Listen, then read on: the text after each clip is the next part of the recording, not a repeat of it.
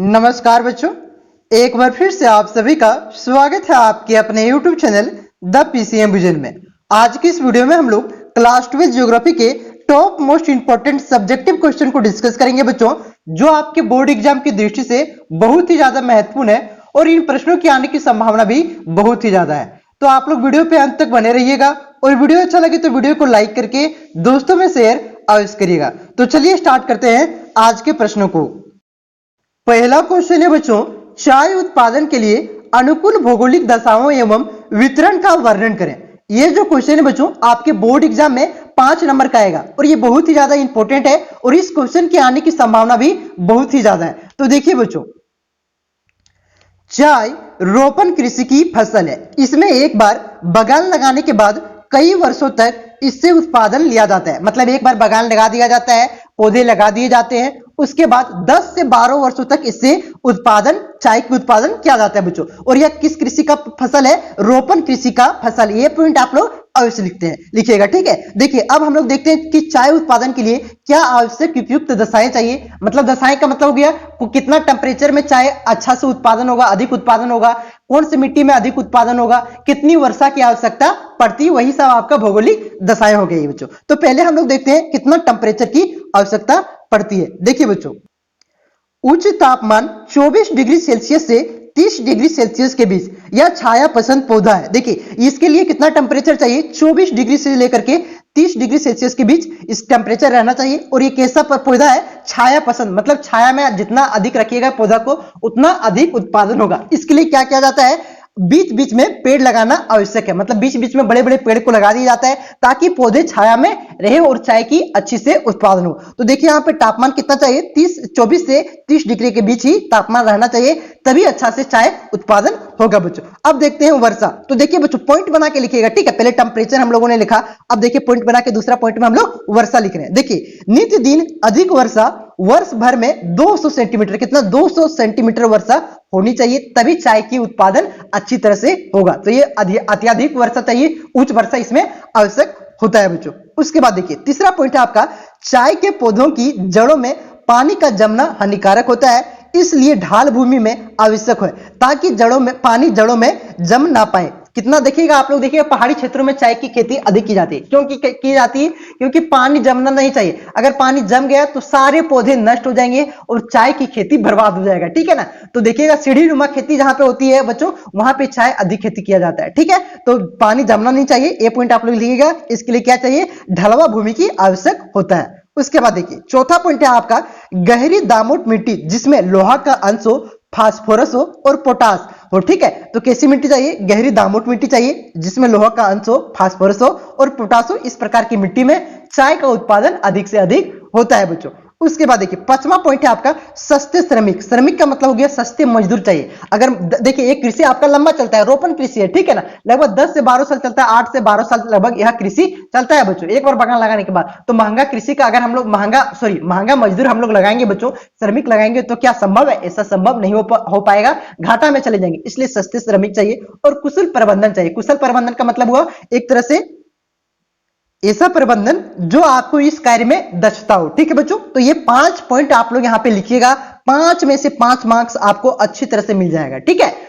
शुरू में किस प्रकार से या कैसा कृषि का फसल है, इसके लिए क्या आवश्यक है, सारा आप लोग लिखिएगा, 5 नंबर आपको आसानी से मिल जाएगा। इसका पीडीएफ मैं टेलीग्राम ग्रुप में दे दूंगा, जिसका लिंक डिस्क्रिप्शन में दिया हुआ है, आप लोग उसे जाकर के ज्वाइन कर लेंगे बच्चों, ठीक है। उसके बाद देखिए दूसरा इंपॉर्टेंट प्रश्न पर हम लोग आते हैं। देखिए इसमें और आपका दिया हुआ है कौन से क्षेत्र में, आप लोग यहाँ पे छठा पॉइंट लिख सकते हैं, ठीक है, कि कौन से क्षेत्र में कृषि चाय का उत्पादन अधिक होता है। देखिए बच्चों, भारत में उत्तर पूर्वी राज्य, नीलगिरी पर्वतीय क्षेत्र, उत्तर पश्चिमी हिमालय क्षेत्र तथा दक्षिण भारत के यहाँ पे भारत होगा कि केरल, तमिलनाडु, कर्नाटक आदि में चाय उत्पादक क्षेत्र है। तो आप लोग लिख दीजिएगा, लास्ट में ये पॉइंट छूट गया था कि कहां कहां पे चाय का ज्यादा उत्पादन किया जाता है। इतना लिखिएगा, 6 पॉइंट आप लोग 5 नंबर आसानी से मिल जाएगा।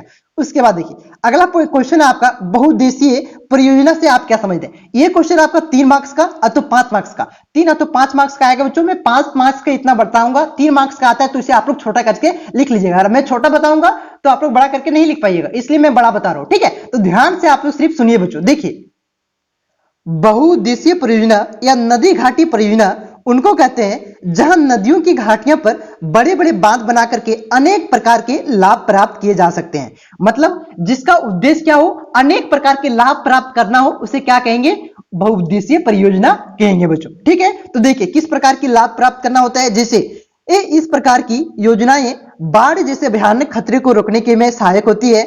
इनमें जल विद्युत का उत्पादन किया जाता है। जैसे आप लोगों ने देखा होगा दामोदर घाटी बहुउद्देशीय परियोजना, तो दामोदर घाटी बहुउद्देशीय परियोजना लाने का कारण क्या था। इधर से देखिए बढ़ाकर से जो बाढ़ जाता था, उधर से आपका अय्यर से आता था, उधर से आपका और बोकारो नदी है और दामोदर नदी है। इससे क्या होता था, जितना भी पानी जाता था बंगाल को बहा करके बंगाल की खाड़ी में मिला देता था। इस वजह से इस बहुउद्देशीय परियोजना को लाया गया बच्चों। इससे क्या हो रही, पहले बात तो बाढ़ से बच जा रहे हैं, दूसरा जल विद्युत का उत्पादन हो रहा है, तीसरा इससे क्या करें, सिंचाई कर ले रहे हैं बच्चों। करंट इलेक्ट्रिसिटी तो पैदा कर ही रहे, उसके बाद क्या करें, सिंचाई कर रहे हैं। उसके बाद इसका घरेलू, इस जल का घरेलू कामकाज तथा उद्योगों में इसका प्रयोग किया जा रहा है। ठीक है, उसके बाद देखिए साधारणतः इन योजनाओं के समीप क्षेत्र में लोग अपनी मनोरंजन के लिए जाते हैं। पर्यटन को भी बढ़ावा मिल रहा है। मैथन डैम घूमने के लिए जाते हैं कि नहीं, पंचेत डैम घूमने के लिए जाते हैं। ठीक है, तो ये हो गया बहुउद्देशीय। आपसे ये क्वेश्चन को पूछा सकता है कि बहुउद्देशीय योजनाओं के लाभ तथा हानियों को लिखे। हानि में आप लोग लिख सकते हैं बच्चों, जैसे जब बहुउद्देशीय परियोजना आता है तो क्या होता है, वहां जो आसपास के लोगों को विस्थापित कर दिया जाता है, वहां से भगा दिया जाता है। ठीक है, कभी भी बाढ़ आने की संभावना होती है, वहां बहुत ज्यादा पर्यावरण को नुकसान पहुंचता है। ठीक है, ये कई प्रकार की हानियां आप अपने से लिख सकते हैं बच्चों। तो लाभ और हानि, ये क्वेश्चन बहुत ज्यादा इंपॉर्टेंट था, इसलिए मैंने आपको बताया। उसके बाद देखिए छठा पॉइंट इस पर आप लिख सकते हैं, यह योजना मछली पालन और नौकायन के लिए उपयोग में आती है। यहाँ पे हम लोग क्या कर सकते हैं, डैम में मछली पालन कर सकते हैं। नौकायन का मतलब ये हुआ बच्चों नाव, नाव वाला आप लोग नहीं देखते, बोटिंग करते हैं, बोटिंग की सुविधा वहां पे उपलब्ध हो जाती। तो ये लाभ था बच्चों, हानियां भी आप लोग देख लीजिएगा। चलिए अगला क्वेश्चन, तीसरा इंपॉर्टेंट क्वेश्चन है, और ये क्वेश्चन निक्स फिक्स हम लिख के दे देते हैं। ये क्वेश्चन आपके बोर्ड एग्जाम में पक्का आएगा। ठीक है, आप लोग एग्जाम से आइएगा और लास्ट में कमेंट करके बताइएगा कि ये क्वेश्चन आया कि नहीं आया। अभी तक जितना भी क्वेश्चन मैं बता रहा हूं, लगभग क्वेश्चन आपके बोर्ड एग्जाम में देखने को मिल रहे हैं बच्चों। ये क्वेश्चन आपके, और ये क्वेश्चन आपको दो तीन तरह से पूछा जा सकता है। ठीक है, तो पहले समझिए आप लोग किस प्रकार से यह क्वेश्चन को पूछा जा सकता है। तो देखिए बच्चों, क्वेश्चन है आपका, भारत में जनसंख्या वितरण को प्रभावित करने वाले प्रमुख कारणों की विवेचना करें। ठीक है, कैसे जनसंख्या वितरण आपका प्रभावित होता है, क्या क्या कारण है उसके, उसको लिखना है। उसके बाद देखिए यही क्वेश्चन को घुमा करके आपसे पूछेगा, भारत में जनसंख्या के असमान वितरण के कारणों का वर्णन करें। असमान वितरण के कारणों का वर्णन करें। ठीक है, दूसरा हो गया। अब तीसरा तरह से यहाँ पे मैंने लिखा नहीं है, सुनिएगा किस प्रकार से आपसे क्वेश्चन पूछा जा सकता है। देखिए बच्चों, भारत में जनसंख्या के असमान वितरण के प्रमुख घटक क्या क्या है, इस प्रकार से आपसे पूछा जा सकता है। ठीक है, तो जनसंख्या वितरण मतलब जहां पे आया क्वेश्चन, ठीक है, वहां पे ये सारे आप लोग यही आंसर आप लोग लिख दीजिएगा। ठीक है, मतलब सदा के लिखना है, जिस प्रकार से आपसे क्वेश्चन पूछ रहा है उस प्रकार से। देखिए यहाँ पे पूछ रहा है भारत में जनसंख्या के असमान वितरण के कारणों का वर्णन करें, तो आप लोग पहले एक पॉइंट लिख लीजिएगा कि भारत में जनसंख्या के असमान वितरण के निम्नलिखित कारण है। ठीक है, तो देखिए यहाँ पे आप देखिए इस क्वेश्चन को यहाँ किस प्रकार से पूछा है कि भारत में जनसंख्या वितरण को प्रभावित करने वाले प्रमुख कारणों की विवेचना करें। तो इसको आप लोग लिखिएगा, भारत में जनसंख्या वितरण के प्रभावित करने वाले प्रमुख कारण निम्नलिखित है। इस प्रकार से शुरू में लिख लीजिएगा, बाकी बात वही आंसर आप लोग लिख लीजिएगा बच्चों। तो देखिए इसका आंसर पहले हम लोग देखते हैं, जनसंख्या घनत्व को प्रभावित करने वाले प्रमुख कारक निम्नलिखित है। इस प्रकार से लिख लीजिएगा। पहला कारण क्या है, देखिए धरातल। धरातल का जनसंख्या के वितरण पर बड़ा प्रभाव पड़ता है। यह बात इसी से सिद्ध होता है कि संपूर्ण विश्व की जनसंख्या का 9/10 भाग इन्हीं भागों में रहता है, जो साधारणतः समुद्र तल से 600 मीटर से भी कम ऊंचे में है। ठीक है बच्चों, धरातल किस प्रकार से प्रभावित करता है ये मैंने आपको बता दिया। उसके बाद देखिए दूसरा पॉइंट है जो प्रभावित करते हैं, वो है जलवायु। जलवायु का जनसंख्या के वितरण इस पर अधिक प्रभाव पड़ता है। सामान्यतः मानव उन्हीं संस्थानों पर रहना पसंद करते हैं जहां की जलवायु उनके स्वास्थ्य तथा उद्देश्य के लिए अनुकूल हो। मतलब बढ़िया जलवायु, जहां पे तबीयत तुरंत खराब ना हो। ठीक है, ऐसा नहीं कि जहां ज्यादा गर्मी है तो कश्मीर के लोग, देखिए बच्चों सुनिएगा थोड़ा, कश्मीर के लोग कहां पे रहते हैं, ठंडा में रहते हैं। कश्मीर में बहुत ही ज्यादा ठंडा है, तो वहां के अनुसार उनके जो शरीर बच्चों वही जलवायु के अनुसार ढल चुका है। अगर वहां पे वो ये लोग आएंगे इधर झारखंड की तरफ, यहाँ पे गर्मी ठंडा बरसात सब आता है कि नहीं, तो क्या करेंगे, हम लोग रह पाएंगे क्या, नहीं। अनुकूल जलवायु चाहिए रहने के लिए, तो यही कारण आपका दूसरा कारण था। उसके बाद देखिए तीसरा कारण है जलापूर्ति। मतलब जल की उपलब्धता अनिवार्य है बच्चों। अगर जल नहीं मिलेगा वहां पे लोग रहेंगे क्या, नहीं। जहां पे जल की उपलब्धता अच्छी होगी वहीं पे लोग ज्यादा रहना पसंद करेंगे। देखिए बच्चों वही लिखा हुआ है, जल प्राणी मात्र के लिए एक अनिवार्य आवश्यक है। वनस्पति का जीवन भी ये जल पर ही निर्भर करता है। अतः सभ्यता मानव का विकास उन्हीं क्षेत्रों की तरफ देखी जाती है जहां उसके पीने के लिए पानी तथा कृषि आदि सभी प्रकार के व्यवसायों के लिए पर्याप्त मात्रा में जल उपलब्ध हो। ठीक है बच्चों, जल उपलब्ध इस प्रकार से होना चाहिए। वहीं पे जहां पे जल रहेगा तभी ना कृषि कर पाएंगे, तभी ना उद्योग लगा पाएंगे। बच्चों देखिए, जितना भी उद्योग है आपका उस नदी के किनारे लगाए जाते हैं। क्यों लगाए जाते हैं? वहां पे जल की उपलब्धता हो जाती है नदी के किनारे, इस वजह से। उसके बाद देखिए चौथा पॉइंट है सरकार की नीतियां। देखिए बच्चों, सरकार के कई देशों में सरकार की आवास और प्रवास नीति भी जनसंख्या पर प्रभाव डालती है। उसके बाद देखिए पांचवा पॉइंट है खनिज पदार्थ। किसी स्थान पर पाए जाने वाले खनिजों अथवा शक्ति के साधनों के कारण भी वहां जनसंख्या पर प्रभाव पड़ता है। जिन स्थानों पर लोहा एवं कोयला खनिज प्राप्त होते हैं वहां क्रमशः जनसंख्या वृद्धि होती है। देखिए हमारे झारखंड में अभी आप लोगों ने देखा 1932 का खाद्यान्न का मांग उठा क्यों है? क्योंकि यहाँ पे कोयला ज्यादा है, खनिज आपका ज्यादा है बच्चों, तांबा ज्यादा है, लोहा ज्यादा है। और क्या किए हैं यहाँ पे, इस ज्यादा रहने के कारण बिहारी यूपी बिहार के लोग ज्यादा बस चुके हैं। इस वजह से क्या हो रहा है बच्चों, 1932 के खाद्यान्न का मांग उठ रहा है। तो क्या कारण है यहाँ पे लोगों को बसने का कारण? खनिज पदार्थ होंगे, जहां पे अधिक होंगे वहीं पे लोग जाकर के ज्यादा बसेंगे बच्चों। तो ये हो गया आपका पांचवा कारण। अब छठा कारण देखिए औद्योगिकरण। कई संस्थाओं पर पाए जाने वाले कच्चे पदार्थों की उपलब्धि के कारण उद्योग धंधों की उन्नति हो जाती है। चूंकि उद्योग धंधों के लिए अधिक भूमि की आवश्यकता नहीं है, इस प्रकार कम भूमि पर उद्योग धंधों की कारण अधिक लोग जीवन निर्वाह होता है। अतः औद्योगिकरण भी जनसंख्या पर प्रभाव पड़ता है बच्चों। देखिए औद्योगिकरण का क्या मतलब हुआ? मतलब जहां पे उद्योग ज्यादा लगाए जाएंगे वहीं पर जनसंख्या ज्यादा बढ़ेगा, क्योंकि वहां पे रोजगार मिलेंगे। इस वजह से वहां पे जनसंख्या बढ़ेगा, और जनसंख्या बढ़ेगा मतलब जनसंख्या घनत्व बढ़ेगा बच्चों। तो 6 पॉइंट मैंने बताया, ये 6 में से 5 आप लोग लिखिएगा, 5 में से 5 मार्क्स आपके बोर्ड एग्जाम में मिल जाएगा। लेकिन हाँ, जैसे देखिएगा अभी तक जितना क्वेश्चन मैंने बताया आपको point by point, 1 point, 2 point, 3 point, इस प्रकार से पॉइंट बाय पॉइंट बताया। इसी प्रकार से आप लोग भी बोर्ड एग्जाम में लिखिएगा, आपको फुल में से फुल मार्क्स मिलेगा। ठीक है बच्चों, पॉइंट बाय लिखिएगा तो अच्छा लगेगा। उसके बाद देखिए पांचवा प्रश्न आपका, भारतीय कृषि की किन्हीं 5 प्रमुख मुख्य विशेषताओं को लिखें। तो देखिए यहाँ पे भारतीय कृषि की 5 विशेषताओं को मैंने लिख दिया है। पहला देखिए खाद्यान्न की प्रधानता देश, ठीक है, देश की कृषि खाद्यान्न प्रधान है, क्योंकि विशाल जनसंख्या के लिए भोजन जुटाना मुख्य लक्षण है। कुल कृषि उत्पादन में 80% भाग पर खाद्यान्नों का उत्पादन होता है बच्चों। मतलब जितना भी हम लोग कृषि करते हैं उनमें 80% भाग पर खाद्यान्न मतलब खाने वाले फसल का उत्पादन होता है। ठीक है, जिससे आपका हो गया चावल हो गया, गेहूं हो गया, ठीक है, सरसों हो गया, ये सब क्या खाद्यान्न फसल है। और जिससे कपास हो गया, जूट हो गया, ये सब क्या है आपका, ये सब व्यापारिक फसल है बच्चों। ठीक है, तो खाद्यान्न फसल अधिक उत्पादित किया जाता है, ये हमारी विशेषता हो गया। दूसरा पॉइंट देखिए फसलों की विविधता। यहाँ पे एक लाइन आप लोग छोड़ लीजिएगा, एग्जाम में एक लाइन छोड़ना अनिवार्य है, 1 से 2 लाइन छोड़िएगा। ठीक है, फसलों की विविधता। भारत में जलवायु विषमता के कारण कई प्रकार की फसलें ली जाती है। एक ही खेत में एक साथ अनेक प्रकार की फसल बोई जाती है, क्योंकि यहाँ पे मौसम चेंज होते रहता है। इस वजह से जिस मौसम के अनुसार जिसमें अच्छे जोन से फसल उत्पादन होगा उसी को लगाया जाता है बच्चों। ठीक है, उसके बाद देखिए अगला पॉइंट है कृषि का पुराने ढंग से। देश में आज भी कृषि के पुराने ढंग, देखिए आज भी क्या होता है, देश में कृषि के पुराने ढंग अपनाए जाते हैं, मतलब प्रकार अपनाए जाते हैं। आज भी बैल से ही कृषि की जाती है अधिकतर, देखिएगा आप लोग। वही आपका जो घिसे पिटे जो पुराने ढंग है उसी का प्रयोग किया जाता है। अभी कई प्रकार की दवाइयां आ गई है, कई प्रकार की टेक्नोलॉजी आ गई है, लेकिन उसका प्रयोग अभी तक नहीं की जा रही। ये हमारी विशेषता वही यहाँ पे लिखा गया है, इसको पढ़ लीजिएगा। उसके बाद देखिए अगला पॉइंट है आपका कृषि मानसून का जुआ है। देखिए यहाँ पे जितना भी कृषि होता है हमारे यहाँ वो मानसून पर निर्भर करता है बच्चों। देखिए मानसून, हम लोग चावल की खेती करते हैं, धान की खेती करते हैं, तो मानसून पर ही निर्भर होना पड़ता है, क्योंकि यहाँ पे जल प्रचुर मात्रा में उपलब्ध नहीं है बच्चों सिंचाई के लिए। इस वजह से मानसून पर ही निर्भर रहना पड़ता है। मानसून की तरह मानसून एक जुआ हो गया। मानसून मतलब आया, अच्छी वर्षा हुई तब फसल का अच्छा उत्पादन होता है, नहीं तो नहीं होता है। वही यहाँ पे लिखा हुआ है भारतीय कृषि पूर्णतः मानसून की जलवायु पर आधारित है। मानसून की अनिश्चितता के कारण कृषि प्रभावित होती है। हमारे देश में जलवायु व मिट्टी वर्ष भर कृषि कार्य करने के लिए उपयुक्त है, लेकिन वर्षा न होने के कारण फसल मिलना कठिन हो जाता है। उसके बाद देखिए पांचवा पॉइंट है आपका कृषि जोत का आकार, छोटा आकार। मतलब भारत में क्या है बच्चों, देखिएगा क्या हो रहा है, भाई बढ़ रहे हैं, जनसंख्या बढ़ रहा है, तो क्या हो रहा है, वो कृषि जोत छोटे हो जा रहा है, मतलब खेत छोटा हो जा रहा है। ठीक है, इस वजह से भी ये भी हमारे देश की विशेषता है। भारत में कृषि जोत या खेतों का आकार छोटा है। देश में कृषि योग्य भूमि भौतिक, पारिवारिक, आर्थिक, सामाजिक आदि कारण से छोटे खेतों में बढ़ जाए। इस प्रकार आधुनिक ढंग से कृषि करना संभव नहीं है। जैसे कि टेक्नोलॉजी का प्रयोग कैसे छोटे खेतों में नहीं ना कर सकते हैं, जैसे ट्रैक्टर छोटा खेत में घूमेगा क्या, नहीं। तो ये प्रमुख आपका विशेषता है बच्चों। उसके बाद देखिए छठा पॉइंट है उत्पादन कम होना। ठीक है, भारत में अधिकांश कृषि जीवन निर्वाह कृषि मूलक है। ठीक है, गहन कृषि का अभाव है, फलतः कृषि योग्य भूमि की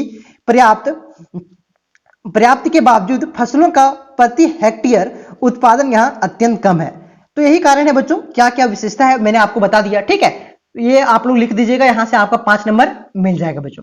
क्लियर है। उसके बाद देखिए अगला पॉइंट पर हम लोग क्वेश्चन पर आते हैं। चावल के उत्पादन के लिए अनुकूल भौगोलिक दशाओं का वितरण कीजिए। चावल और चाय ये दोनों बहुत ही ज्यादा इंपॉर्टेंट है बच्चों। ठीक है, तो ये दोनों आपका क्वेश्चन आ सकता है बोर्ड एग्जाम में, इसलिए मैं चावल के भी यहां पे बता दे रहा हूं। तो देखिए बच्चों, चावल के लिए क्या क्या भौगोलिक दशाएं चाहिए, अनुकूल भौगोलिक दशाएं क्या क्या चाहिए वो यहाँ पे लिखा हुआ है। प्राकृतिक, देखिए प्राकृतिक किस प्रकार का चाहिए, उष्ण कटिबंधीय उपज चाहिए, पहला प्राकृतिक हो गया। उसके बाद देखिए जलवायु किस प्रकार का चाहिए, उष्ण जलवायु कैसा चाहिए, उष्ण आर्द्र जलवायु उपयुक्त होती है। कैसा जलवायु उपयुक्त होती है, उष्ण आर्द्र जलवायु उपयुक्त होती है बच्चों। उसके बाद देखिए तापमान, तापमान कैसा चाहिए, बोते समय तापमान 20 डिग्री सेंटीग्रेड चाहिए, पकते समय आपका 27 डिग्री सेंटीग्रेड चाहिए। ठीक है, उसके पकते समय खुला आकाश चमकीला धूप की वजह से बढ़ती है। ठीक है, तो यहाँ पे कैसा कितना तापमान चाहिए, जब हम लोग बोते हैं तब 20 डिग्री सेंटीग्रेड चाहिए, जब यह पकता है बढ़ता है ठीक है तो 27 डिग्री सेंटीग्रेड चाहिए, और खुला आसमान चाहिए, बारिश होना नहीं चाहिए। देखिए बारिश हो जाता है बीच बीच में तो हमारे धान की खेती क्या होती है, चावल नष्ट हो जाता है। ठीक है, तो ये तापमान आपका चाहिए। उसके बाद देखिए अगला पॉइंट है आपका वर्षा। वर्षा कितना चाहिए, 100 से लेकर के 200 सेंटीमीटर वार्षिक वर्षा वाले क्षेत्र उपयुक्त होती है। कम वर्षा वाले क्षेत्रों में सिंचाई अनिवार्य हो जाता है चावल की खेती के लिए। उसके बाद देखिए मृदा किस प्रकार की चाहिए, मृदा चिकनी गहरी दामुट मृदा चाहिए जिसमें चिका और जलोढ़ की मात्रा अधिक हो, उपयुक्त होती है। तो इसका कैसा मिट्टी चाहिए वो मैंने आपको बताया। उसके बाद देखिए छठा पॉइंट है भूमि समतल खेती हो। देखिए चौकी हम लोग फिर लगाते हैं, चौकी समतल करने के लिए ताकि पानी समान मात्रा में आपका फैला हुआ रहे। लेकिन चाय में क्या था, चाय में पानी नहीं रहना चाहिए, चाय में ढलवा भूमि चाहिए, और यहाँ पे समतल भूमि चाहिए, तभी चाय आपका सॉरी तभी आपका गेहूं सॉरी क्या बोल रहे हैं, तभी चावल आपका अच्छा से उत्पादन हो जाएगा। समतल भूमि चाहिए। ठीक है, तो देखिए वही लिखा हुआ है समतल खेत भूमि जो चारों ओर से ऊंची मेड़ डांडा से घिरा हुआ, मतलब एरिया देखते हैं, एरिया देते हैं इस प्रकार से, डांडा से घिरा हुआ अति आवश्यक होना चाहिए। ठीक है, तभी ना जल रुकेगा। उसके बाद देखिए सस्ते श्रमिक कुशल व अधिक श्रमिकों की आवश्यकता पड़ती है। सस्ते श्रमिक सभी में, गेहूं में सस्ते श्रमिक, चावल में, ये कॉमन पॉइंट हो गया, आप इसे लिखिएगा। तो 60 पॉइंट बताइए, इसमें से कोई भी 5 या 6 लिखिएगा, आपको 5 नंबर मिल जाएगा बच्चों। उसके बाद देखिए अगला क्वेश्चन पे हम लोग आते हैं, और ये आखिरी क्वेश्चन है, इंपॉर्टेंट क्वेश्चन है। एक कुटीर एवं लघु उद्योग में 3 अंतर लिखें, और ये 3 नंबर में आपका फिक्स क्वेश्चन आएगा। ठीक है, तो देखिए बच्चों क्या क्या अंतर है। देखिए पहला देखिए बच्चों, इस उद्योग में कुटीर, यहाँ पे लघु उद्योग है, यहाँ पे कुटीर उद्योग है। तो कुटीर उद्योग में, लघु उद्योग में देखिए इस उद्योग में थोड़ी सी पूंजी द्वारा छोटी छोटी मशीनों की सहायता से वस्तुओं का निर्माण किया जाता है। यहाँ पे थोड़ी सी पूंजी रहती है, और यहाँ पे मशीनों का प्रयोग किया जाता है, उसे क्या कहेंगे, लघु उद्योग कहेंगे। लेकिन बड़ा नहीं होना चाहिए, छोटा ही मशीन रहना चाहिए, छोटा ही रोजगार होना चाहिए। ठीक है, उसके बाद देखिए कुटीर उद्योग, इस उद्योग में वस्तुओं का निर्माण स्थानीय कच्चे माल का प्रयोग करके घरों में किया जाता है, कम पूंजी की आवश्यकता होती है, इसमें मशीनों का प्रयोग नहीं किया जाता है। और लघु उद्योग में क्या होता है, मशीनों का प्रयोग किया जाता है। दूसरा पॉइंट देखिए, इस उद्योग में खिलौने बनाने, जूते बनाने, रेडियो टीवी की आदि घड़ी की पुर्जे बनाए जाते हैं। जबकि इसमें देखिए, जबकि कुटीर उद्योग में क्या होता है, इस उद्योग में गांव के विकसित विधिवत शिल्प, रंगाई, छपाई, चटाई, मिट्टी के बर्तन, ईंट, सोना, चांदी, आभूषण आदि बनाए जाते हैं। ये आपका कुटीर उद्योग का प्रकार हो गया, और ये आपका लघु उद्योग का प्रकार हो गया बच्चों। उसके बाद देखिए तीसरा पॉइंट है आपका गुणवत्ता पर ध्यान दिया जाता है। इसमें गुणवत्ता पर ध्यान जाता है, और इसमें गुणवत्ता पर विशेष ध्यान नहीं दिया जाता है कुटीर उद्योग में, क्योंकि ये मशीन से नहीं बनता है, ये मशीन से बनता है बच्चों। उसके बाद देखिए चौथा पॉइंट है आपका, इसका उत्पादन व्यापारी के माध्यम से बाजारों में बेचा जाता है। इसका उत्पादन क्या करता है, बाजार में बेचा जाता है, व्यापारी को दिया जाता है। ठीक है, दुकानों में दिया जाता है और बेचा जाता है। जैसे दोना बनाना, मशीन से दोना बनाया जाता है, उस दोनों को बना करके क्या जाता है, महाजनों को दिया जाता है, दुकानों में दिया जाता है। और ये क्या करते हैं, स्वयं जाकर के हटिया में बेचा जाता है। जैसे मिट्टी का बर्तन स्वयं हटिया में जाकर के बेचते हैं कि नहीं। ठीक है, तो इसका उत्पादन स्थानीय बाजार के परिवार के सदस्यों द्वारा बेचा जाता है। तो ये सारे क्वेश्चन आपके बोर्ड एग्जाम की दृष्टि से बहुत ही ज्यादा इंपॉर्टेंट था बच्चों। अगर आपने ध्यान से सुना होगा तो आपको याद हो गया होगा। और वीडियो कैसा लगा हो, वीडियो को आप लोग लाइक कीजिए, दोस्तों में शेयर कीजिए। आंसर क्या आपको सबसे पहले इस चैनल के माध्यम से दिया जाएगा। तो चैनल पे नए हैं तो चैनल को सब्सक्राइब अवश्य करिएगा। तो मिलते हैं नेक्स्ट वीडियो में, तब तक के लिए